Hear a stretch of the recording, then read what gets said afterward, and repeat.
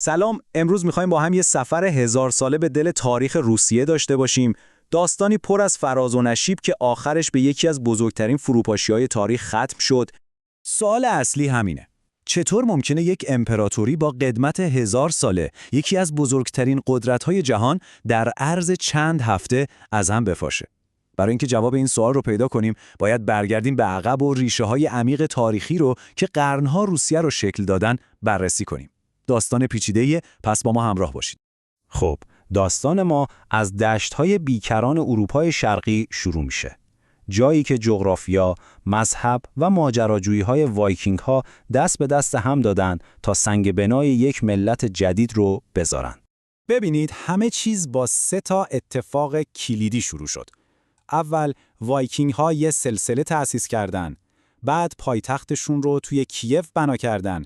و سوم، یه انتخاب مذهبی خیلی سرنوشت ساز انجام دادن. این 3 ستون در واقع پایه‌های اولیه روسیه رو شکل دادن. این تصمیم که به سمت جنوب و قسطنطنیه نگاه کنن، به جای اینکه به غرب و روم نگاه کنن، یه نقطه عطف بود. این انتخاب برای همیشه رابطه روسیه با اروپا رو تعریف کرد و یه جورایی جدایی فرهنگی عمیق ایجاد کرد که پیامدهای سیاسی بزرگی هم داشت. خب، بعد از یک دوران طلایی، دوره‌ای که فرمانروایانی مثل یاروسلاو خردمند حکومت می‌کردند، این سرزمین مرفه ولی تکه تکه با یه تهدید فاجعه بار از سمت شرق روبرو شد. حمله مغول‌ها روس کیف رو کاملاً در هم شکست و شروع 2 قرن سلطه بود که بهش میگن یوغ تاتارها. این اتفاق فقط مسیر توسعه روسیه رو عوض نکرد، بلکه یه زخم عمیق توی روان ملیشون به جا گذاشت. این باور رو ایجاد کرد که روسیه برای اینکه بتونه زنده بمونه به یه دولت مرکزی خیلی قدرتمند نیاز داره. حالا جالبه، در حالی که شهرهای دیگه داشتن نابود می‌شدن، مسکو خیلی هوشمندانه با این واقعیت جدید کنار اومد. چطوری؟ با بازی کردن نقش جمع کننده اصلی خراج برای خود مغول‌ها و اینطوری روز به روز قدرتش رو بیشتر کرد.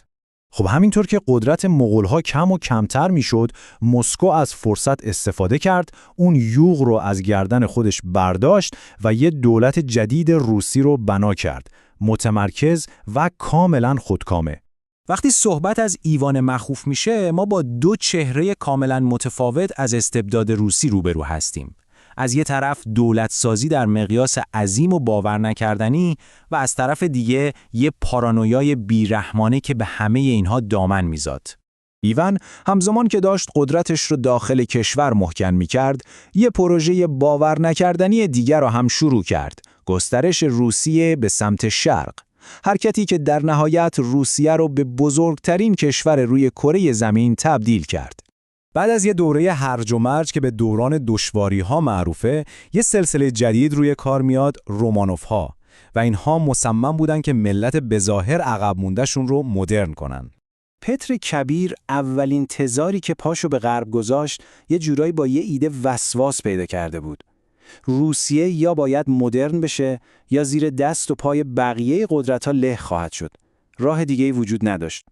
پترو با یه اراده آهنین روسیه رو به زور وارد دوران مدرن کرد و مسیرش رو برای همیشه به سمت اروپا تغییر داد.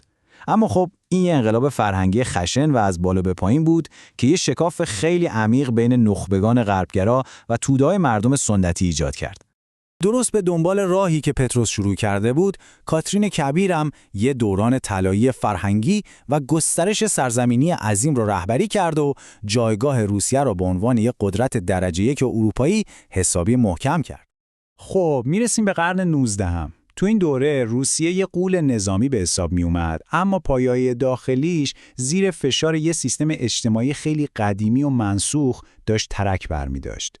این نمودار این تناقض رو فوق‌العاده نشون میده. چطور ممکنه کشوری با اون همه نیروی انسانی که ارتش ناپلئون رو شکست میده، اینقدر از نظر صنعتی عقب باشه؟ و همین ضعف باعث شد تو جنگ کریمه در برابر بریتانیا و فرانسه یه شکست تحقیرآمیز بخوره. در تمام طول این قرن داستان همین بود. هر تلاشی برای اصلاحات با مقاومت و خشونت روبرو میشد و این فقط یه چرخه باطل از سرکوب و رادیکال شدن رو به وجود می آورد. و بالاخره میرسیم به اوایل قرن 20. فشارهای عظیم این دوره آخرین ضربه‌ها رو بر پیکر سلسله 30 ساله رومانوف وارد کرد.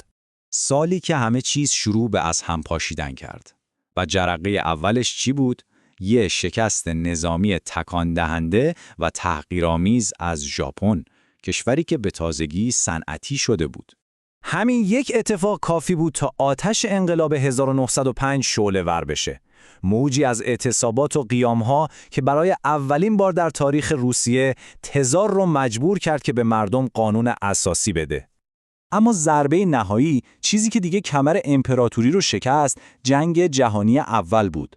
تلفات سرسام‌آور، گرسنگی گسترده و فروپاشی کامل اعتماد مردم به دولت همه به همه دست به دست هم دادن تا امپراتوری رو به زانو در بیارن.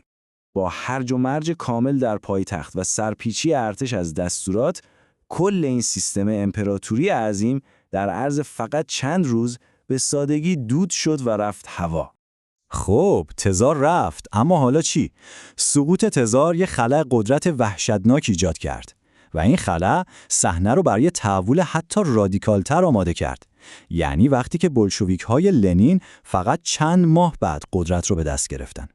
و این ما رو به یه سوال نهایی میرسونه. درسته، رومانوف‌ها رفتن، اما آیا اون چالش‌های بزرگ و تاریخی روسیه، جغرافیای وسیعش، جستجوی دائمیش برای هویت و اون سنت قدیمی حکومت استبدادی، آیا اونها هم واقعاً تموم شدن؟ این سوالیه که جوابش هنوز هم در تاریخ روسیه طنین اندازه.